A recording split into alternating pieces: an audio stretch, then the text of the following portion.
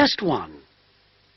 You'll hear a number of different recordings and you'll have to answer questions on what you hear. There will be time for you to read the instructions and questions, and you'll have a chance to check your work. All the recordings will be played once only. The test is in 4 sections. At the end of the test, you'll be given 10 minutes to transfer your answers to an answer sheet. Now turn to Section 1. Section 1. You'll hear a young student asking the social organizer of his school for information about organized trips. First, you have some time to look at questions 1 to 4.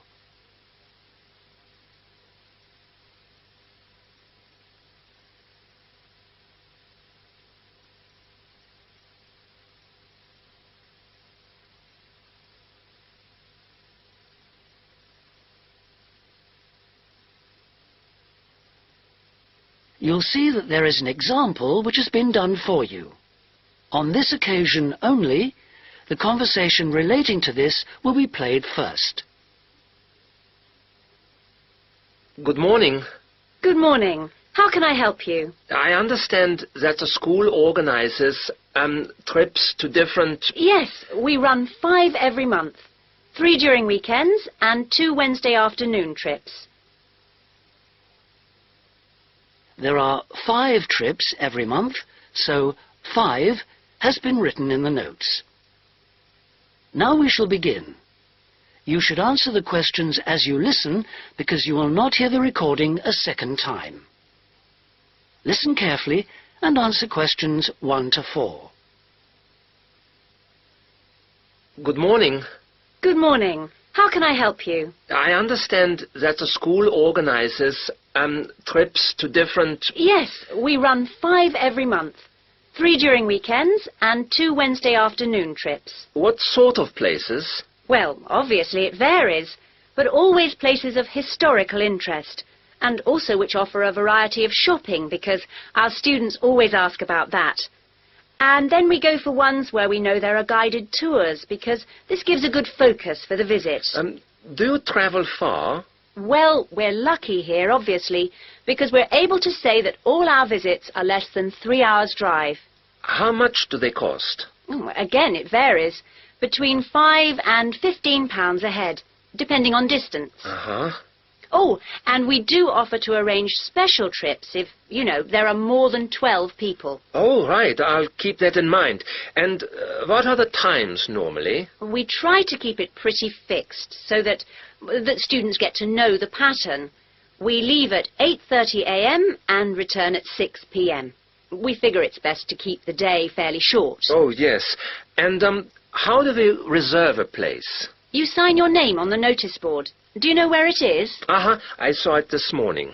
And we do ask that you sign up 3 days in advance, so we know we've got enough people interested to run it, and we can cancel if necessary, with full refund, of course. That's fine. Thanks. Before you hear the rest of the conversation, you have some time to look at questions 5 to 10.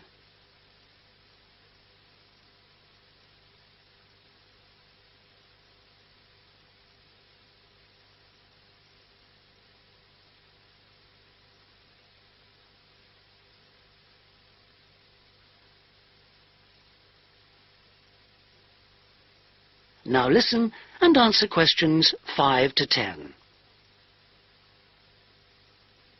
And what visits are planned for this term? Right, well, I'm afraid the schedule hasn't been printed out yet, but we have confirmed the dates and planned the optional extra visits, which you can also book in advance if you want to. Oh, that's all right. If you can just give some idea of the weekend ones, so I can, you know, work out when to see friends, etc. Oh, sure. Well, the first one is St. Ives. That's on the 13th of February, and we'll have only 16 places available, because we're going by minibus. And that's a day in town with the optional extra of visiting the Hepworth Museum. All right, yeah, that sounds good. Then there's a London trip on the 16th of February, And we'll be taking a medium-sized coach, so there'll be 45 places on that. And let's see, the optional extra is the Tower of London. Oh, I've already been there. After that, there's Bristol on the 3rd of March. Where? Bristol. Bristol.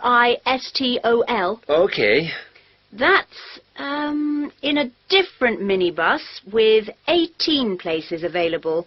Oh, and the optional extra is a visit to the SS Great Britain. Okay.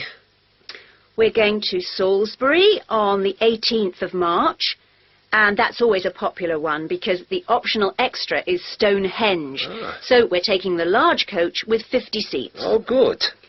And then the last one is to Bath on the 23rd of March. Oh, yes. Is Bath the Roman city? Yes, that's right. And that's in the 16-seater minibus. And where's the optional visit? It's to the American Museum. Well worth a visit. Okay, well, that's great. Thanks for all that. My pleasure. Oh, by the way, if you want more information about any of the trips, have a look in the student newspaper. Okay.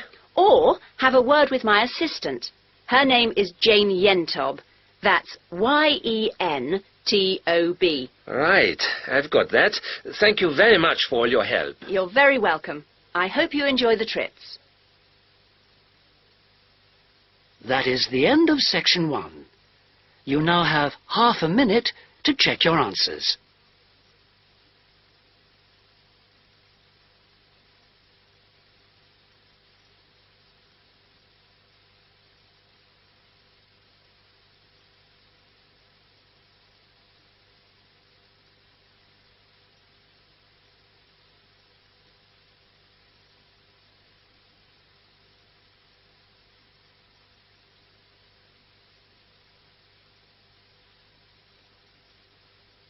Now turn to section 2.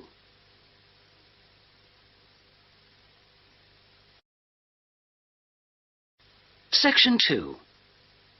You'll hear a tour guide giving a talk about a museum centre called Riverside Industrial Village. First, you have some time to look at questions 11 to 13.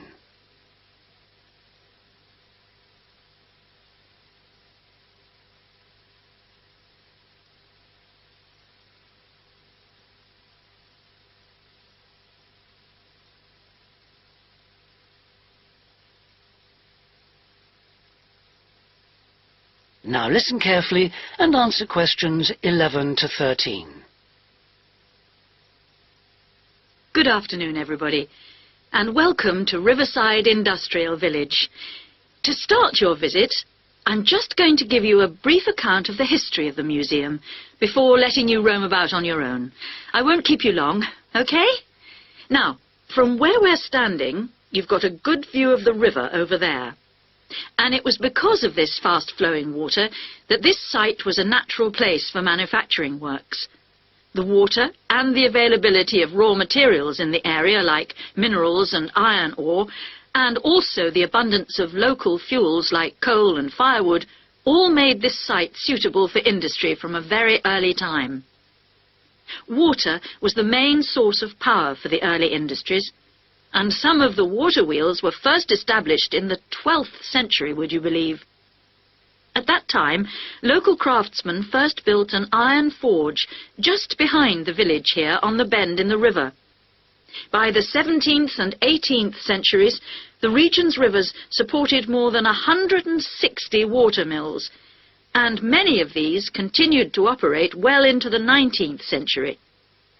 But then the steam engine was invented.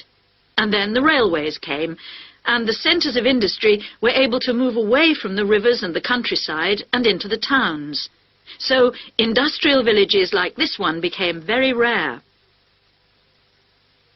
So, that's the history for you. If you'd like any more information, you can ask me some questions, or you can read further in our excellent guidebook. Before you hear the rest of the talk, you have some time to look at questions 14 to 20.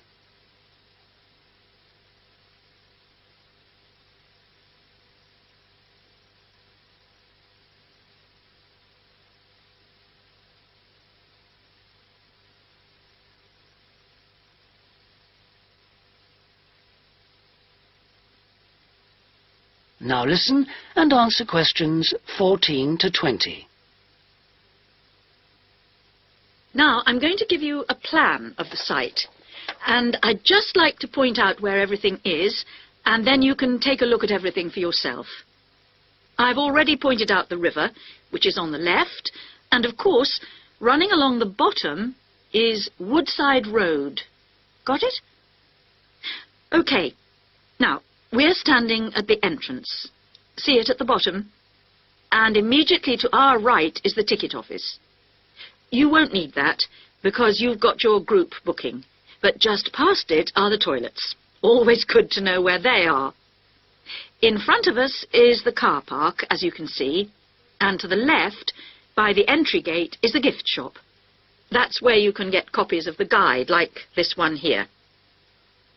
Now, beyond the car park, all the buildings are arranged in a half circle with a yard in the middle. The big stone building at the top is the main workshop. That's where the furnace is, and where all the metal was smelted and the tools were cast, as you'll be able to see. Now, in the top right-hand corner, that building with bigger windows is the showroom, where samples of all the tools that were made through the ages are on display. In the top left corner is the grinding shop, where the tools were sharpened and finished. And on one side of that, you can see the engine room, and on the other is the cafe, which isn't an antique, you'll be pleased to know, though they do serve very nice old-fashioned teas. The row of buildings you can see on the left are the cottages. These were built for the workers towards the end of the 18th century, and they're still furnished from that period, so you can get a good idea of ordinary people's living conditions. Across the yard from them, you can see the stables, where the horses were kept for transporting the products. And the separate building in front of them is the works office, and that still has some of the old accounts on display. Right. If anyone wants a guided tour, then I'm starting at the engine room. If you'd like to come along this way, please, ladies and gentlemen. That is the end of section 2.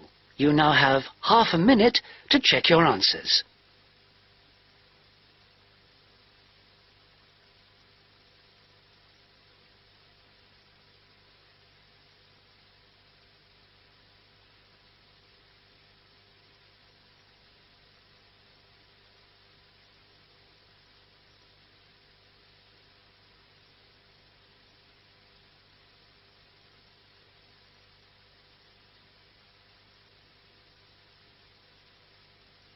Now turn to section 3. Section 3. You'll hear Melanie, a student, talking to one of her lecturers about her studies. First, you have some time to look at questions 21 to 27.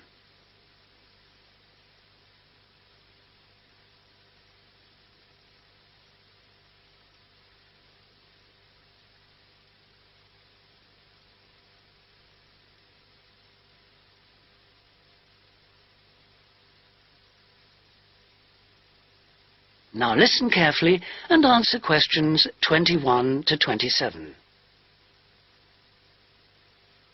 Excuse me, Dr. Johnson. May I speak to you for a minute? Sure. Come in. I'm Melanie Griffin. I'm taking your course in population studies. Right. Well, Melanie, how can I help you? I'm having a bit of trouble with a second assignment. Mm-hmm. And it's due in 12 days. What sort of trouble are you having? Is the assignment question a problem? Well, that's part of the problem. I've been having trouble getting hold of the books. I've been to the library several times and all the books are out. Sounds like you should have started borrowing books a bit earlier. Well, I had a really big assignment due in for another course, and I've been spending all my time on that. And I thought... You might get an extension of time to finish your assignment for me? If that's possible.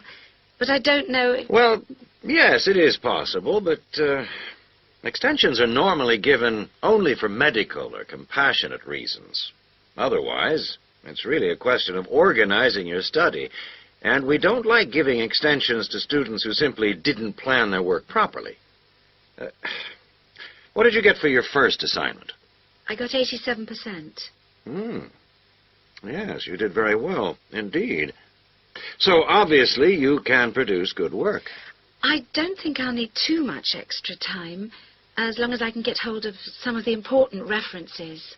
Well, since you did so well in your first assignment, I'm prepared to give you an extra 2 weeks for this one. So that'll mean you'll need to submit it about a month from now. Oh, thank you. Now, what about the reading materials? Have you checked out the journal articles in the list? No, not yet. There were about 20 of them, and I wasn't sure which ones would be most useful or important. Well, they're all useful. But I don't expect anyone to read them all, because a number of them deal with the same issues. Let me give you some suggestions. The article by Anderson and Hawker is really worth reading. Right, I'll read that one. You should also read the article by Jackson, but just look at the part on the research methodology, how they did it. Okay, Jackson. Got that. And if you have time, the one by Roberts says very relevant things, although it's not essential. So, okay, if it's useful, I'll try and read that one. Now, the one by Morris, I wouldn't bother with that at this stage if I were you. Okay, I won't bother with Morris. Oh, now, someone told me the article by Cooper is important. Well, yes, in a way. But just look at the last part, where he discusses the research results. And lastly, there's Forster. I can't think why I included that one. It's not bad, and could be of some help, but not that much. Before you hear the rest of the conversation, you have some time to look at questions 28 to 30.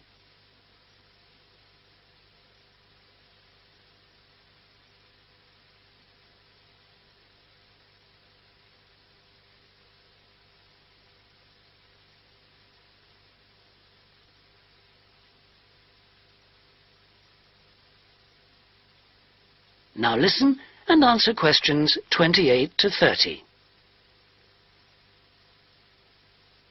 Now, let's deal with the assignment question. What's the problem there? It's the graph on page 2. What seems to be the problem? It's just the bar graph showing reasons why people change where they live. Well, I've got a photocopy, but the reasons at the bottom are missing. Ah, okay. Look at the first bar on the graph. Now, that indicates the number of people who move because they want more space. Oh, I see. Bar 1. Okay. Now, what about the next bar? Bar 2 is to do with the people living nearby, disturbing them. So they chose to move away to somewhere quieter. Now, let's look at bar number 3. Another reason people change their place of living is because they want to be closer to the city. Okay. Proximity to the city is an issue. Now, bar number 4 refers to problems when the owner of the property won't help fix things that go wrong. In other words, the owner is not helpful, and so the tenants move out. Okay. Now, what about bar 5? Bar 5 is about those people who move because they need a bus or train to get them into the city or to go to work. Okay. And bar 6?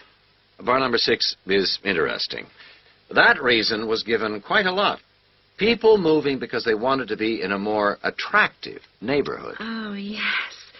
Thank you very much. That is the end of section 3. You now have half a minute to check your answers.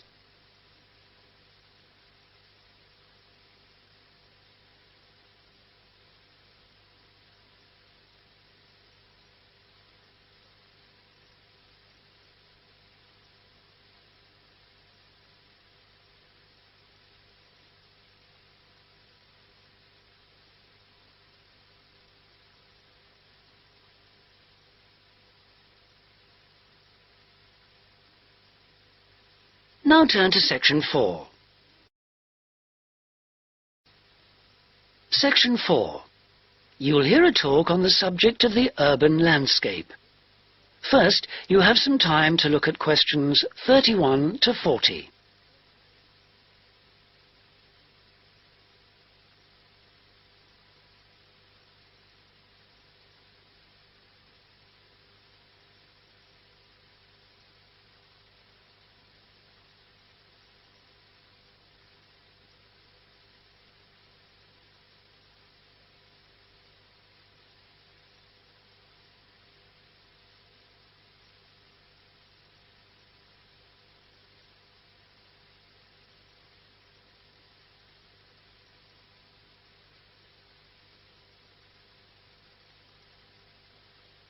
Now listen carefully and answer questions 31 to 40.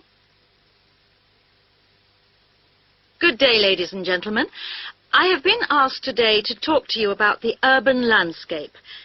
There are two major areas that I will focus on in my talk: how vegetation can have a significant effect on urban climate, and how we can better plan our cities using trees to provide a more comfortable environment for us to live in.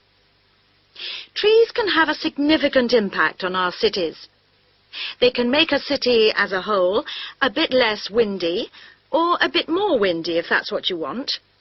They can make it a bit cooler if it's a hot summer day in an Australian city, or they can make it a bit more humid if it's a dry inland city. On the local scale, that is in particular areas within the city, trees can make the local area more shady, cooler, more humid and much less windy. In fact, trees, and planting of various kinds, can be used to make city streets actually less dangerous in particular areas. How do trees do all that, you ask?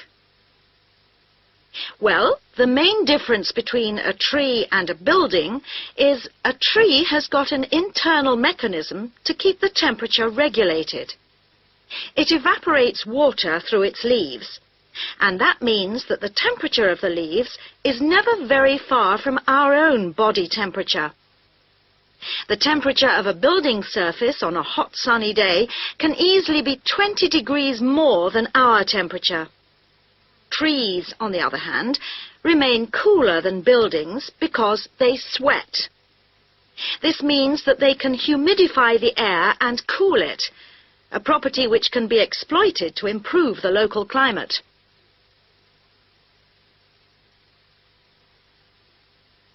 Trees can also help break the force of winds. The reason that high buildings make it windier at ground level is that as the wind goes higher and higher, it goes faster and faster. When the wind hits the building, it has to go somewhere. Some of it goes over the top, and some goes around the sides of the building, forcing those high-level winds down to ground level. That doesn't happen when you have trees. Trees filter the wind and considerably reduce it, preventing those very large, strong gusts that you so often find around tall buildings. Another problem in built-up areas is that traffic noise is intensified by tall buildings. By planting a belt of trees at the side of the road, you can make things a little quieter, but much of the vehicle noise still goes through the trees. Trees can also help reduce the amount of noise in the surroundings, although the effect is not as large as people like to think. Low-frequency noise in particular just goes through the trees as though they aren't there. Although trees can significantly improve the local climate, they do, however, take up a lot of space. There are root systems to consider, and branches blocking windows and so on. It may therefore be difficult to fit trees into the local landscape. There is not a great deal you can do if you have what we call a street canyon, a whole set of high-rises enclosed in a narrow street. Trees need water to grow. They also need some sunlight to grow, and you need room to put them. If you have the chance of knocking buildings down and replacing them, then suddenly you can start looking at different ways to design the streets and to introduce tree planting. That is the end of section 4. You now have half a minute to check your answers.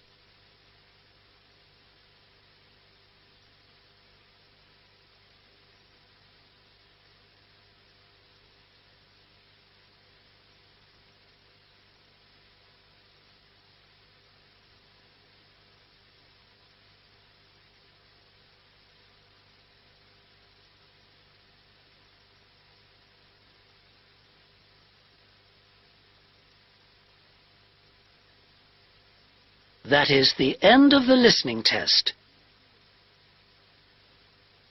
In the Ielts test, you would now have 10 minutes to transfer your answers to the listening answer sheet.